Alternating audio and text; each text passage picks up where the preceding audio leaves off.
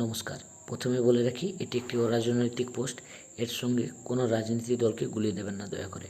বাংলার বহু চর্চিত বিষয়, এই মুহূর্তে হট টপিক যেটাকে বলা চলে, সেটা হচ্ছে যুবসাথী প্রকল্প। এই নিয়ে একটু কথা বলতে এলাম।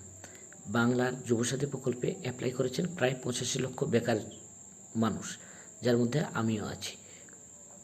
5,000 কোটি টাকা বরাদ্দ হয়েছে। ইনস্টাগ্রামের রিলস বলুন, ফেসবুকের পোস্ট বলুন, হোয়াটসঅ্যাপের স্ট্যাটাস বলুন, বা যাদের সঙ্গে আমরা নিয়মিত কন্ট্যাক্টে, কলের মাধ্যমে কন্ট্যাক্টে থাকি, বা পাড়ার আড্ডা বলুন, সব জায়গায় এখন একটাই বিষয়, কার অ্যাকাউন্টে 1,500 টাকা ঢুকলো, কার অ্যাকাউন্টে 1,500 টাকা ঢুকেনি। কিন্তু হঠাৎ একটা কথা আমার মাথায় আসলো, যার জন্য এই ভিডিও করা।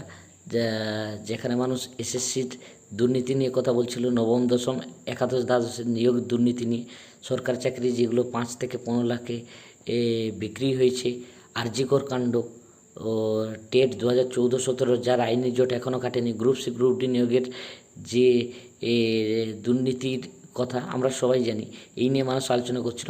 সবগুলো বিষয়কে ভোটের আগে এক সাইড করে দিয়েছে যুবসাথী একাই পুরো বাজার দখল করে নিয়েছে।